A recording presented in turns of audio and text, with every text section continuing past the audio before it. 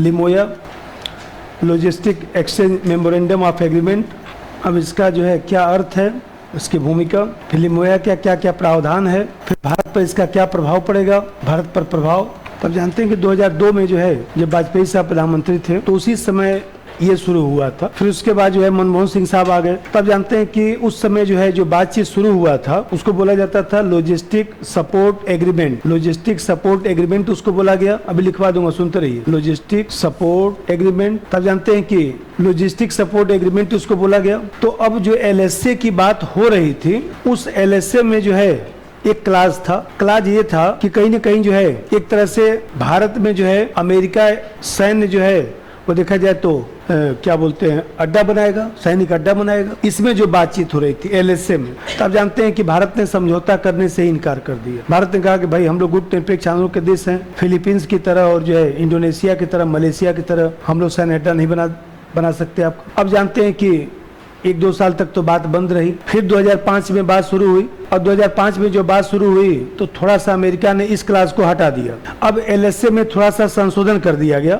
और LSA में ये कहा गया कि हम लोग सैन्य अड्डा न बनाकर सैन्य अड्डा आप ही का रहेगा, जो भी आपका सैन्य अड्डा काम कर रहा है कोई अलग से हम नहीं बनाएंगे, लेकिन एक दूसरे के देश में जो है वो देखा जाए तो जो भी सैन्य अड्डा काम कर रहा है तो अमेरिका ये मान कर चलेगा इस सैन्य अड्डे का हम प्रयोग कर सकते हैं, जब भी इच्छा होगी हम प्रयोग कर सकते हैं। अब इस पर बातचीत शुरू हुआ। तब जानते हैं कि फिर 2006 से बातचीत शुरू हुआ। भारत ने अंततः इसको भी मना कर दिया, बोला नहीं ऐसा नहीं होगा कि आप चाइना से युद्ध करेंगे और हमारे सैन्य अड्डे का प्रयोग करेंगे, ये हम लोग को मंजूर नहीं है। अब जानते हैं कि फिर अमेरिका ने फिर बातचीत बंद हो गया। जब बातचीत बंद हो गया तो अब जानते हैं कि 2012 से बातचीत शुरू हुआ। मनमोहन सिंह साहब की सरकार चली गई 2014 में, उसके वजह मोदी साहब आए तो मोदी साहब के कार्यकाल में ये बातचीत फिर शुरू हुआ और ये कहा गया कि भाई जो LSA था, LSA के क्लास में आप परिवर्तन कर दीजिए। और उसमें जो क्लास था कि हम एक दूसरे के देश में सैन्य अड्डा बनाएंगे, तो हम लोग आपके यहाँ सैन्य अड्डा बनाकर क्या करेंगे? हमारा कौन सा ब्राजील से युद्ध होना है या कनाडा से युद्ध होना है, मैक्सिको से युद्ध होना है, हम क्या करेंगे सैन्य अड्डा आपका लेकर, और आप भी हमारा सैन्य अड्डा मत लीजिए। अमेरिका इस पर सहमत हो गया और इस तरह से देखा जाए तो 2 साल के बातचीत के बाद जो है 19 अगस्त 2016 को जो है इसी LSA का नाम बदलकर जो है लिमोया कर दिया गया, logistic exchange memorandum of agreement कर दिया गया। अब इसमें जो है पुराने जो प्रावधान थे उन सब प्रावधानों को समाप्त करके नए प्रावधानों को रखा गया।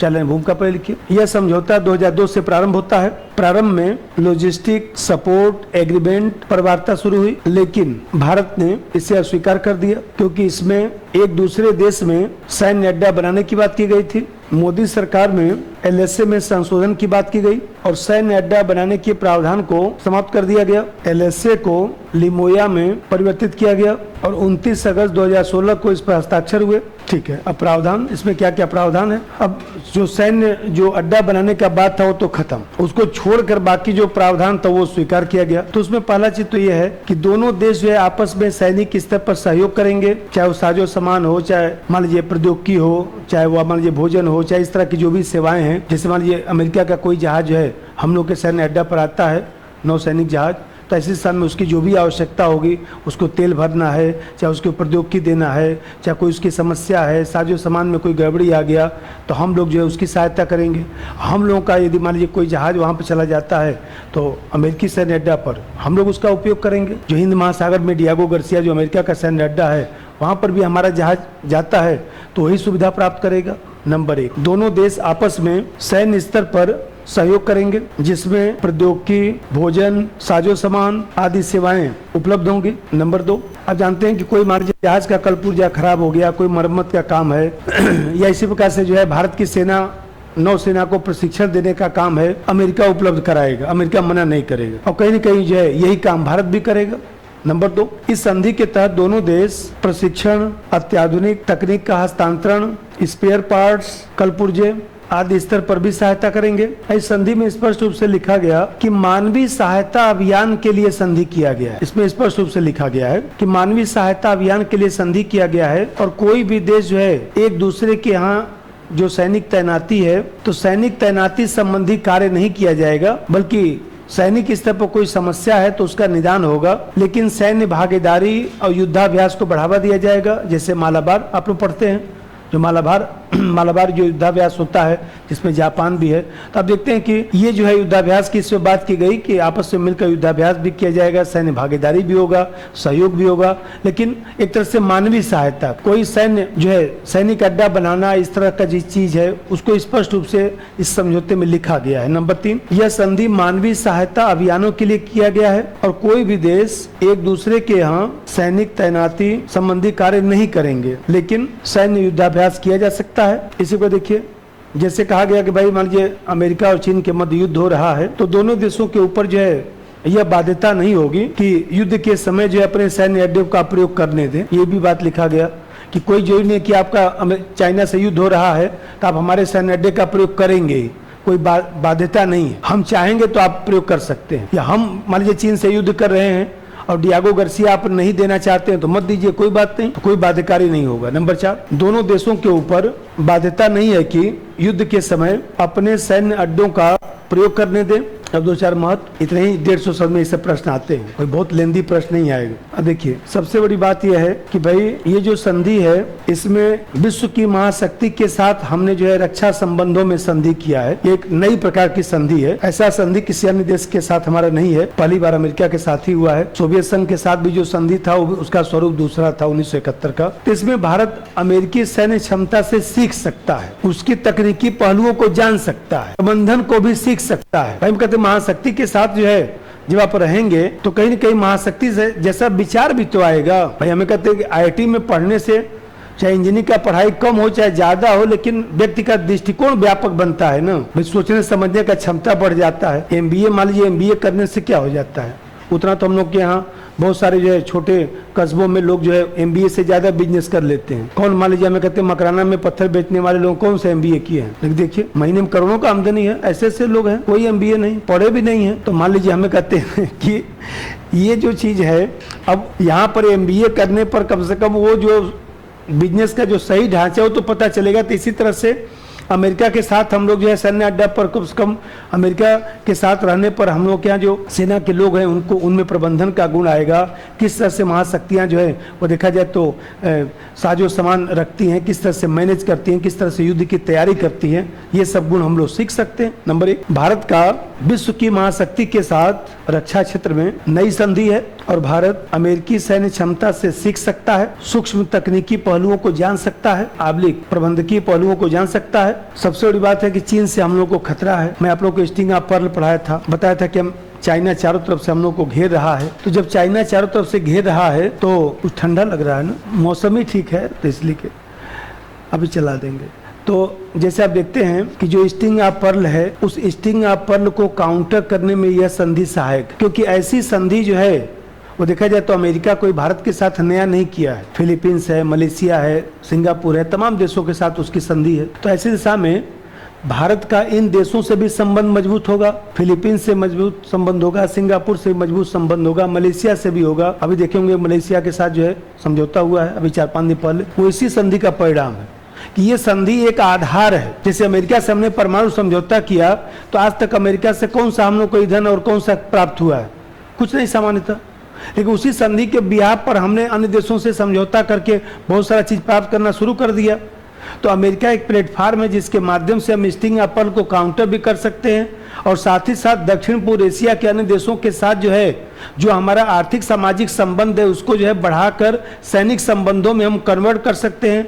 और इस तरह से भारत और दक्षिण पूर्व एशिया आपस में मिलकर कहीं न कहीं चीन के स्टिंग ऑफ पर्ल को काउंटर कर सकते हैं, क्योंकि दक्षिणी चीन सागर में जो है अमेरिका का जो हस्तक्षेप है वो दक्षिण पूर्व एशिया के देशों को भी परेशान करता है। एक प्रकार से देखा जाए तो ये चीन को काउंटर करने में भी सहायता करेगा। नंबर 2, चीन को काउंटर करने में यह संधि सहायक है क्योंकि अमेरिका, मलेशिया, फिलीपींस, सिंगापुर के साथ भी इस तरह की संधि किया है। अतः यह संधि स्टिंग ऑफ पर्ल को, मुक्तकमाला सिद्धांत को नियंत्रित कर सकती है। और जब देखिए जिसमें बताया कि एक महत्व हर जगह आपको संगठनात्मक वाला लिख देना है, कहीं जाके खोजेंगे कि जो है लिमोया का कहाँ महत्व है, 2 पेज लिखा रहे 10 पॉइंट नहीं मिलेगा, 2-3 पॉइंट कहीं मिल जाएगा, 1-2 अपने मन से भी जोड़ घटा लेना है, एक सामान्य बात भी लिख देना है, ऐसे लिखा जाता है। मान लीजिए मैं कहूँ कि लाइक कोई किताब I2 U2 का भारत के संदर्भ में क्या महत्व है, कहाँ 2 पेज लिखा है, कल लिखा है, अब 2 दिन तो संधि हुआ, इस बार मेंस में आएगा भी। अभी तो कल ही तो बैठक होना है, पहली बैठक 14 तारीख को ही होनी है। आज 13 तारीख है, मान लीजिए हमको डेट वोट ज्यादा ध्यान नहीं रहता है, तो 13 तारीख है, कल ही उसकी बैठक होनी है। अब मान लीजिए अभी एग्जाम होगा, सपोज करिए 10 दिन बाद एग्जाम होना हो, तो अभी IAS का एग्जाम होगा तो आएगा ही कुछ ना कुछ, कंफर्म है। तो हमें कहते हैं ये नए प्रकार की संधि है ना, तो नए प्रकार अभी पढ़ा देता हूँ, तो नए प्रकार की संधि है। तो आप देख रहे हैं, अब इसका महत्व खोजेंगे तो नहीं मिलेगा, लेकिन आप महत्व अपने हिसाब से सेट करके लिख देंगे, क्योंकि कहीं ना कहीं मान लीजिए कुछ भी लिखना है तो देखिए आज यूक्रेन संकट है, आज यूक्रेन संकट में भारत को तेल की आवश्यकता है। इसमें जो है देखा जाए तो UAE शामिल है और अमेरिका और UAE का संबंध मजबूत है। तो भारत इस संधि के माध्यम से देखा जाए तो अरब जगत में एक अपना विशेष पहचान बना सकता है, अमेरिकी प्लेटफॉर्म का प्रयोग कर सकता है, उन देशों से संबंध बनाकर अपने यहाँ निवेश करा सकता है। क्या दिक्कत, कुछ गलत थोड़ी ना है। मान लीजिए हमारा इजराइल से मधुर संबंध है, तो इजराइल से मधुर संबंध है तो इजराइल अमेरिका दोनों इसमें शामिल है। और अभी जो है जो बाइडेन साहब का परसों जो यात्रा है इजराइल और जो है संयुक्त अरब अमीरात में होने वाला है, कल ही यात्रा होने वाला, कल पहुंच ही जाएंगे। तो मान लीजिए कल ही यात्रा होने वाला है, तो 2 लोग तो रहेंगे, मोदी साहब वर्चुअली बैठक में भाग लेंगे, पेपर में पढ़े होंगे आप। तो मान लीजिए वर्चुअली बैठक में भाग लेंगे, तो इसका एक ये भी तो फायदा है कि कहीं न कहीं देखा जाए तो आज जो विश्व की परिस्थिति है उसमें भारत अमेरिका दोनों का संबंध मजबूत करने में यह जो समझौता है वो हमारे लिए कारगर है। ऐसे लिखा जाता है, जैसे मैं बताया अभी कि ये जो लिमोया है वो एक प्लेटफार्म है। इस प्लेटफार्म के माध्यम से भारत जो है अमेरिका के साथ अपनी वैश्विक भागीदारी बढ़ा सकता है, क्योंकि ये जो समझौता हमारा है एक प्रकार से अप्रत्यक्ष रूप से सैनिक समझौता है, और कोई भी देश जब सैनिक समझौता अप्रत्यक्ष रूप से करता है तो इसका मतलब उस देश पर विश्वास करता है। तो दोनों देश एक दूसरे पर विश्वास करते हैं, और इस विश्वास बहाली की प्रक्रिया से जो है वो देखा जाए तो भविष्य में हम लोग को एनर्जी की सस्ता लेना है, UNSC में सस्ता लेना है, तमाम अंतर्राष्ट्रीय संगठनों के प्लेटफॉर्म पर भारत को सक्रिय भूमिका निभाना है, तो उसमें अमेरिका हमारी सहायता कर सकता है, क्योंकि कहीं न कहीं यह संधि जो है विश्वास बहाली की प्रक्रिया को बढ़ावा देता है। लिखिए अपने मन से, ऐसे मत, यही बस सिखा रहा हूँ कि एक कलाकारी सीख लेना है, इतना ही बस सीखे रहेंगे तो जोड़ घटा के लिखो के चले आएंगे। 150 शब्द में पूछेगा लिमोया क्या है, लिमोया क्या क्या प्रावधान है, लिमोया भारत के लिए किस प्रकार से जो है वो देखा जाए तो मददगार है, क्या करना है उसमें लिख देना है और क्या।